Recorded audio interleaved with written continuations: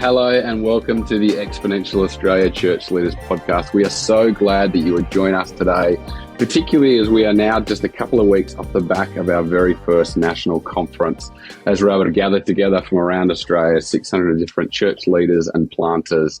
And one of the things that we really wanted to communicate at that conference, and that we are so excited to continue today as part of this podcast, is that we would love to see and make church planters around Australia the heroes when it comes to stepping out and pioneering new communities that reach people with the good news of Jesus. And that is exactly what we're doing today, as we are joined by Emma Payne. Emma is a church planter in Melbourne. She's going to be sharing some of her story with us today. And one of the great hopes of this podcast is that it would inspire and equip those who might be listening to think about how God is calling them to multiply in their context. But Emma, it is so great to have you with us today on our podcast. Thanks, Charlie. It's great to be here. I love the work of Exponential and love the podcast. Amazing. Well, hey, just because obviously you may not be as well known in and across around the Australian church, you've done some amazing things up until this point, and we're going to jump particularly into your kind of church planting experience of late. But I would love just for you to give us a bit of context as to who you are, what you've been up to over the last couple of years, your different ministry experiences. Give us a bit of a picture of Emma. Sure. I was just thinking about this morning and how I think ministry for me began with Scripture Union. Like back in the day, our family went on beach missions down at the coast as a whole family, and I just loved it, and so stayed on as an adult. But actually, I'd just done a music degree and didn't want to be a musician or a teacher, and so found myself at a crossroads in life and was offered a job in the SU Vic office.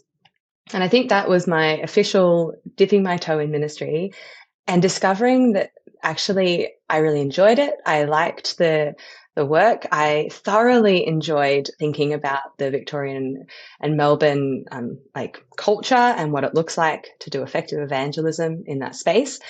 And over the years kind of thought, well, actually maybe God's calling me not to do this as a part-time thing while I work out what to do with the rest of my life, but actually maybe this is what God is calling me to do with the rest of my life. And so I ended up working for SU for, 6 or 7 years. And that was incredibly formational, I think, for me, getting involved in ministry that has a proper pointy evangelistic kind of edge to it. And after that, I finished up thinking, all right, I think God's actually calling me into a parish context, or into pastoral ministry and doing evangelism, not just in the parachurch space. And so I went to the UK and was on staff at a church in Sheffield, working in the super rough and ready side of town, planting a church there on an estate called the Manor. And I did that just for like a shorter period of time, just to see and test, like, hey, God, is this for me? And it had some great aspects. It had some really hard aspects as well. But I came back to Melbourne going like, all right, let's go to Bible college. Let's get trained up to do this properly. I've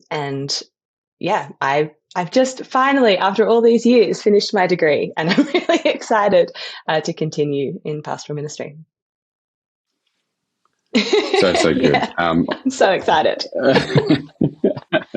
Well, already you've had some amazing experiences, and of course the nature of our conversation today is about church planting and multiplication, and the season that you currently find yourself in is in pioneering a new community. I'd love for you to tell us more about that. Where's that at? Tell us some of the story that led up to that, and how you're finding what's it like being on the ground in terms of planting a new congregation. So I work at a church called Merri Creek Anglican, which was planted 10 years ago, and into a space in the inner north of Melbourne where some of the lowest percentage of people who go to church, the highest percentage who tick no religion on the census, and a bunch of little churches that had been very faithful for a long time, but were really struggling to connect with the current context. And so St Hills, a bigger Anglican church in Melbourne, planted Peter Caroline, my boss, into Fitzroy, into the inner north. And that had been sort of chugging along and had been growing and was going great, but Pete had a heart to not just plant a church, but plant a church that plants churches and do the multiplication. And so in lockdown, actually, they felt God say, I think it's time to plant a church, another one, which didn't seem natural in lockdown to to think about doing that. So, but they were very faithful, took it very seriously, God's invitation to do that. And so Pete and had approached another guy, my colleague, Patrick, and he and I also had conversations about putting a team together who would plant the second Merri Creek Church. And in the background happening as well was a conversation with the Anglican diocese. I have a really big heart for little Anglican churches, or just any church really, that used to be thriving and used to be a place of loud singing and gospel preaching. And yet something's happened over the last 10, 20, 30 years where that just doesn't seem to be the case anymore. And Fairfield, St. Paul's Fairfield, was one of these churches. It's linked to the revivals back in the day. It's a place that back in the 70s, so many people were sent out on missions. So many people went to rural Victoria. They would have adult style Sunday school in the afternoon. It was pumping, and something happened and it was no longer like that, to the point that it no longer had people meeting in it. In fact, it was a yoga studio. But through conversation with the Anglicans, the people in charge, they managed to get the building, and it was given to us to plant a congregation into. And so with about a year's kind of lead up and a lot of renovations, God miraculously providing a bunch of money along the way that we just kind of found, and some trusts and some funding, was able to renovate a bit of a rundown little pitched roof Anglican church on Station Street, Main Street in Fairfield. And July last year, we had our launch service. And so we were able to take a bunch of people from our other site, so kind of have a bit of energy from day one. But I have just been astounded by the possibility of planting churches on main streets. Like our church is like a shop front, right? Like it goes, believe it or not, ferry shop, pastor shop, cafe, us, op shop, Baker's Delight, cafe. And so there's a family that joined our church because they were on their way to Baker's Delight, saw the sign and turned left too early, and have been coming ever since. And other people that have just walked in off the street because we just have a street front presence. And so, yeah, it's been a wonderful year, actually. We, at one point, were like, oh, I think we're going to need to buy more chairs. And people have really stepped up into ministry. And yeah, it just feels like a really healthy congregation, really healthy, really stable. And we're only 14 or 15 months in. Yeah, God has been very kind. Oh, that's amazing. I mean, that's such an encouraging story to hear. And of course, you've glazed over so much. I'm sure it was not nearly as simple or succinct, or like, of course, church planting has got highs and lows that come with it. I'd love to hear for you, like, as the planter or involved in the planting of the church, did you ever feel like you were, like, was it on your to-do list of things in life to plant a church, or were you just the next in line? Tell us about some of the kind of mechanics of what actually led to you wanting to be involved in planting. Yeah, it's a great question. I've been thinking about it in more the vocational kind of sense. So I think I didn't think a couple of years ago, oh, Emma's going to go into church planting. But I have always had a heart for evangelism, discipleship, and hospitality. And actually, when you talk about the intersection of those three things, that is church planting. This one started in a building, but it's still, rather than a home potentially, but it still happened over food. It still happened over, like, we had the best morning teas after church. And not just because we thought that would be fun, but because we wanted to do mission from a place of hospitality. There's always a discipleship element whenever people get together. But working in church contexts, I've always been the one that's been doing the evangelism stuff off to the side. I can, in a sense, take or leave running a good Sunday service. I want to be the one that's trying to work out how to make this not even just accessible for people that aren't Christians, but actually literally taken it to the streets. And so, yeah, I think church planting has been a natural fit in terms of that interest level, that intersection, but also the gifting that God's given me. I, again, wouldn't have put my hand up and said, oh, Emma's a pioneer. But I think it's just because we only know the water we swim in. And actually, I had planted beach missions. I had planted programs, everywhere I went, I sort of started something. So in a sense, this was a natural bringing together of that skill set as well into church ministry. So good, Emma, and I love your heart for hospitality. And you're right that those concentric circles that overlap towards church planting in terms of what you described, I just think that's a brilliant way, and obviously something that the whole church in its various expressions is called to practice those different things that you talked about. The other thing that kind of I was really curious about as you shared some of your story, and I'd love to just kind of hear more of your passion for this, is you talked about, I guess, smaller congregations that once had a heyday or once may have been flourishing, churches, and there's been decline. And we know some of the NCLS data in Australia is that 70% of Australian churches are currently in decline, which we can see as a really ominous thing or as an opportunity to kind of pivot and do, as much as that's the biggest cliche over the last couple of years, that word. I just love to hear more of that for you. Like what brings that passion out for you about those smaller contexts and their opportunity to do things differently in order to still be places where the gospel can flourish and reach people? Yeah, I think when we think about people who don't go to church, there's a whole bunch of people who are not part of church communities and not followers of Jesus, partly like for reacting against something that's bad. And so I think there are people for whom inviting them into church buildings is just really unhelpful. Like we need to have churches that and church communities, church plants that meet in lounge rooms and schools and cinemas and really kind of third space accessible kind of places. But there are also people who don't seem to have that baggage. And there's actually something sacred and holy about the building itself. So many of the people that have joined our church, it happened because they came in to have a sticky beak at the building. Here's this little old church that's been on the main street. They have walked past it every day since they moved to Fairfield. And some of them moved to Fairfield in the 60s, right? Like they have walked past this church. The building itself is 106 years old. And it's just an icon of the street. And so they've wanted to come in out of a place of curiosity, but also because Anglicans, there are people for whom Anglican is almost part of their just like cultural makeup. So because because my mum and dad were Anglican, therefore I'm Anglican too, sort of thing. And so they just go to the local Anglican church. So if the local church doesn't exist, they don't go. But if the local church does exist, like we've seen people who, there's this wonderful older woman who comes and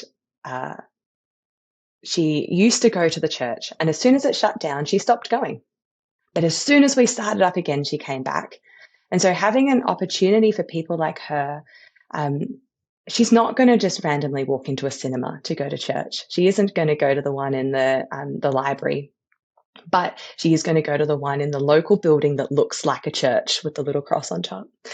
So I just think there's people in our communities for whom this actually makes sense, and having a church where the gospel is preached and where she hears about a good and loving God who made the world and made her, and for whom grace is available and real, even if she was just a churchgoer before, the opportunity to really seriously begin following Jesus is available. So I think there's something in the sacred space that Aussies are not, I don't know, I think we do ourselves a disservice by thinking we're not sacred space people, but actually we are.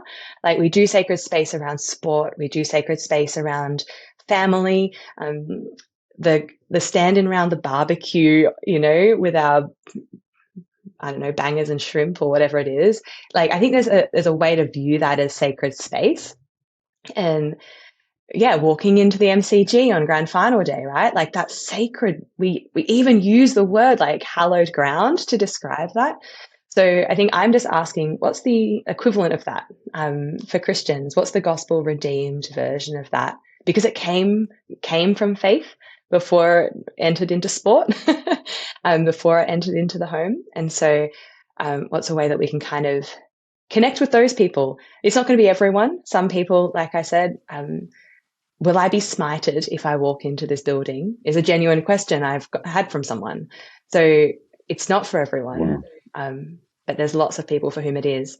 And these buildings exist. And they, especially in the northern suburbs of Melbourne, they're dotted all the way up the north. And so rather than trying to find community buildings where you may or may not get your lease renewed, what would it look like to plant into established church buildings? Wow, that's incredible, Emma. And I guess what jumped out to me in some of your sharing is that it also takes I've got no idea of the size of your context, nor do I think it actually even matters in terms of your. I can hear from you that you are passionate about the main things, as you talked about discipleship, making disciples, and evangelism and hospitality. But it would also take a very secure level leader, beg your pardon, to actually be like, I'm prepared to kind of plant small, even stay small for a time, if it means leveraging the opportunities that you have to engage that type of, person. Yeah. And I think there's something sociological in smaller communities as well. Some people, again, it's just about diversity and variety, right? Like, some people love the idea that they can just walk into church on a Sunday, sit at the back, nobody notices them, and they can genuinely try before they buy. Some people go into that space and feel isolated, alone, and unnoticed. And so walking into a little church where everyone knows each other and the house lights are up all the time, and you really do get offered a cup of tea before you leave. Like, it's like the best bits of the old school little church vibes. And yeah, some people just love that and want to feel known and seen and have a personal relationship with their pastor. And so, yeah, I just think let's just do it all in the hope that, some people become Christians. So good, Emma. That's so true, and such a mature approach, and one that I would pray continues to become part of the Aussie mindset when it comes to multiplication and church planting. We need all different churches of different shapes, sizes, flavors that are going to reach people with the good news of Jesus. And to actually be okay with that, I think, is a really important part of church leadership. I'd like to shift our conversation a little bit now, Emma, and you spoke of some experiences that you had overseas as you were kind of testing the waters of ministry. And I'm sure, like many of us who are planting churches and church leadership, we've had both good and negative experiences, some that we may even describe as very challenging environments that really tested us in good and bad ways. Some people listening to this podcast may have even had traumatic experiences in church leadership.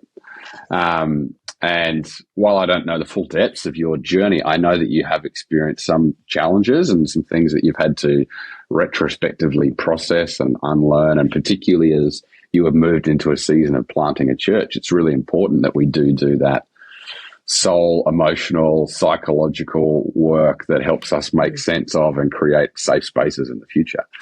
And so I'd just love to hear, what has that meant for you as you have engineered a church community? We all have experiences. What has it meant for you to kind of process some of that stuff and some of the good and the bad of that in order to be healthy in your ministry today? Yeah, so much processing, both with professionals and just friends. Yeah, so I think part of my story is it's almost like the wounds of 1,000 paper cuts. So growing up in a space where whether I was going to go into vocational ministry or not, I always thought ministry would be a big part of my life. and taking it quite seriously and putting my hand up for stuff. And this kind of jarring thing happening between being really encouraged at places like Scripture Union, but not necessarily feeling that same encouragement in my local church. And so just the wounds of the 1,000 paper cuts, the 1,000 little comments. And it's taken me, years, I think, to kind of understand a bit of what was going on. And unfortunately, at the time, I thought that I didn't have the personality to be in ministry. I thought that the way that God had wired me kind of innately meant that I wasn't good for it. And so there's been a lot of processing around that.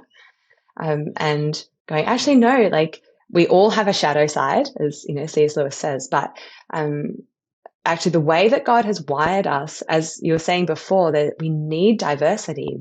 If everyone looks the same, that's not actually going to work. So we need people who love to sit in their study by themselves and do the deep thinking. But we also need people who love talking to people, and we need people who love spreadsheets, and we need people who want to run away from spreadsheets as fast as possible, because they're probably running towards people.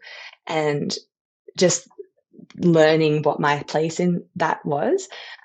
But also part of my reflection and processing has been that, unfortunately, I think part of that was gendered. There are a couple of key times I can think of when, especially later on in life, where there was a bunch of young adults at our church who were invited to preach. And I didn't understand at the time why I wasn't asked, because I was at Bible college and I'd put my hand up and was looking for a student placement, and all the people that were asked were guys. And just going, actually, it wasn't that my personality was a problem. It wasn't that my character was a problem. It wasn't that my competencies were a problem.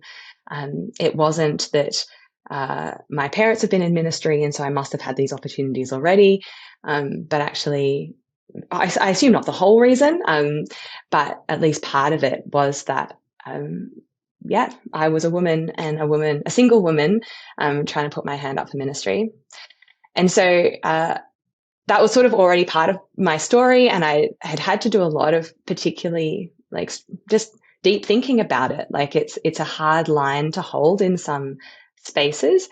And so I had done the hard work. I had read my Bible. I had read some other people. I had talked with some other people, and just gone, I actually am just convicted that this is not just God's call for women at large, but God's call for me.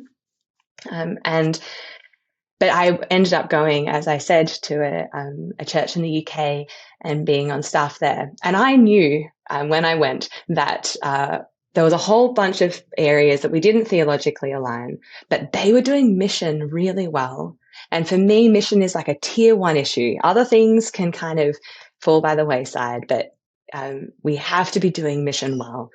And there's a lot about the British culture that's like a couple of years ahead of secular wise from where Australia is at. So I thought, great, this is a wonderful opportunity for me to go and learn about mission. But unfortunately, it ended up just being a really toxic environment, particularly toxic around gender. And the 1,000 little paper cuts kind of developed into a much more open wound in that space. And some pretty awful things were both like said and directed at me, whilst also just grappling with the reality that the male counterpart to our plant was less theologically trained. I just want to say, less good at his job, dare I say, than I was. And yet, because of the theological makeup of this community, he was the lead pastor. I was the women's worker. He was the preacher. I was the one that got to read the Bible with the women on the estate. And I loved doing all of that, but the wound got larger and larger as I realized that, there was something that I saw in competency that other people didn't see. And it's just really undermining. If I felt really called to ministry, and in a particular type of ministry, by that point it was church planting, and there not being a space. And it actually turned out that it wasn't just me having a bit of a not quite sure where I fit in, and you read Christianity Today in Feb 2020, it turned out that the guy who was in charge was called out for spiritual abuse and bullying, and there's been a whole thing into that. And I participated in the research, or the team that came in to check all that out, and was like, yeah, there's room for diversity. I'm all about diversity, but when we make tier one issues things into tier one issues with a spiritual abuse and bullying kind of mindset, it just does real damage. So I've spent a lot of time, I guess, starting licking my wounds, and then starting to see some people in a more professional kind of context to work through a lot of that. And I think what it's done now is I just have a very, very sensitive radar to people who are using a theological position that they might hold, not for the betterment of other people. I think we actually have a moral obligation to be other person centered as people who follow Jesus. And I think our theology has to be other person centered as well. So as soon as we're gatekeeping as opposed to being generous, I think we really need to check ourselves. That's incredible reflections that you've had there, Emma. And I just want to thank and acknowledge you for sharing deeply about that, and just kind of, just giving us a bit of an insight into what you've been through and experienced, and just how much some of that can, if we're not careful, inform our future. And wanting to, the next thing we're about to talk about is you have a particular passion in your ministry at present around flourishing. And so I can imagine so much of that flourishing also comes from processing some of the hurt that we experience in ministry and life, and therefore kind of beginning to flourish from that place of being in communion with God and all that He's called us to be as leaders in His kingdom. And so I wonder if you could share more about that, and like how has that been the flip side of the coin of what you've experienced and where you currently find yourself? Yeah, because they're so linked. No one goes into ministry hoping that they will hurt and damage people, right? It kind of just, at some point we become unhealthy, and it happens. And so, I think at the start of this year, I was just really struck. I was just sitting with God, and we were praying, and I was like, what is it? Surely there is a way to do ministry long term, in a healthy way. Surely there's a way to do ministry in a long term, particularly pastoral ministry, that doesn't result in burnout. Like, surely. And there'd been a lot of podcast stuff coming out, and lots of people, lots of high profile people stepping out of ministry. But also they're just people, the non-high profile people just around me, just not seeming to be flourishing in what they were doing. And so it's just been a theme, I think, of this year. And so I've been doing a bit of reading and quite a lot of mulling, because it's quite personal as well. Like, what results in flourishing for one might not actually result in flourishing for another. But I think I've landed on two things. I think there are some crew for whom, or church tribes for whom, talking about flourishing, it actually kind of irks them a little bit, because we're called to take up our cross and follow Jesus. And so even the word flourishing is like, it's too happy, or it's too joyful, or it's too something. And so I had a quite confronting conversation with a colleague who said, because I was talking with them about like, I see burnout, happening for you. What would it look like to maybe step out for a little bit, or, even just acknowledge that it's really hard. And they said, but Emma, it's meant to be really hard. Ministry is not meant to be easy. And it's like, there's a grit your teeth and bear it kind of aspect to a lot of, at least, contexts that I grew up in, not only for following Jesus generally, but particularly for ministry. Like, it should be hard. And if it's not hard, you're doing it wrong or something. But the flip side of that being, I think, like, part of our cultural moment being that pain is not okay. So we're just always seeking the next pleasure thing and avoiding all of the pain. And so not having a strong or robust theology for where the hard bits and where the particularly pointed cross bits of ministry come in. So that was sort of thinking, how can we hold these two things together? But the other thought I've been pursuing is, if it is true that we are designed for cooperative relationship with a Trinitarian God who is in relation, and therefore we are designed to be in relation with others, how do these two kind of pivot points of relationship impact our flourishing? Because it's usually unhealthy relationships that result in not flourishing. The people in our churches who just complain all the time, or childhood wounds that we haven't dealt with ourselves, like the whole spectrum. And yeah, across the year, I think where I've landed is, and if anyone has feedback, send it through. But I think where I've landed is the antidote to burnout, or the pursuing of flourishing in ministry, is praying, but praying specifically something that looks like the Lord's Prayer or has that kind of content to it. There's a guy called Jonathan Pennington that's written a book on flourishing, and he looks at the whole Sermon on the Mount. And he starts by the word blessed in the Beatitudes. It's historically been called blessed. Recently, we've kind of started translating it as happy, but he argues that a better way to translate that is flourishing. So the Beatitudes is actually a list of what like upside down flourishing in the kingdom looks like. So there's room for that take up your cross and a framework for how like pain and suffering fits into flourishing. But also the Sermon on the Mount is fundamentally just Jesus explaining in a somewhat succinct way, like what the good life looks like. Like he said, I've come that you have life in all of its fullness. Well, this is what the good life looks like. And right in the middle of that, we find the Lord's Prayer. And I don't think that's by accident.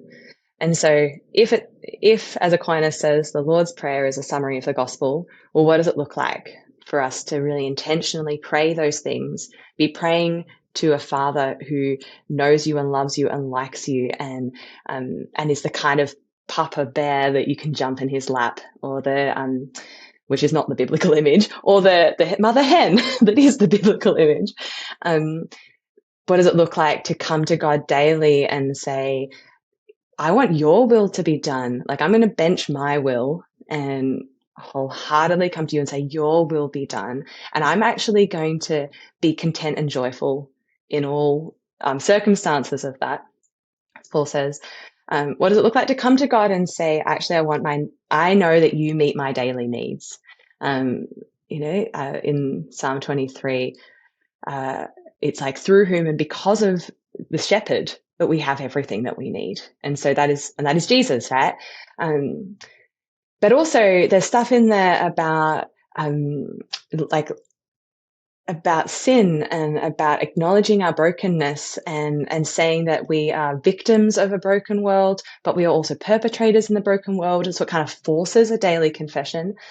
And the bit that I love, it says like, and would I not be someone that just walks blindly into temptation? Like we're kidding ourselves if we think going into ministry doesn't just put a very large target on our back. Like, evil is personified too. The Bible gives us the devil or Satan as a way of understanding like why it is that sometimes we just feel attacked. Like I think and we're just naive if we think that those of us in ministry don't have that target. And so let's pray daily that we would be strengthening our holiness muscles and letting our temptation or sin muscles atrophy rather than the other way around.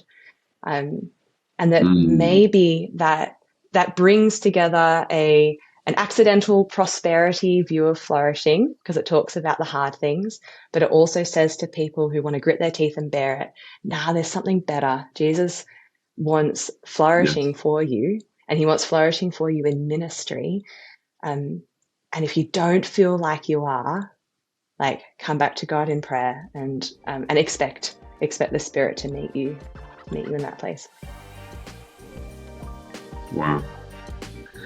Emma, I get the sense that this isn't just a theory for you. It's something that you've lived out over the last couple of years, and it's been a real journey for you. And so for that, we really appreciate your time today and just sharing some of your journey, what God has done in and through you, and particularly where you find yourself today in planting a church.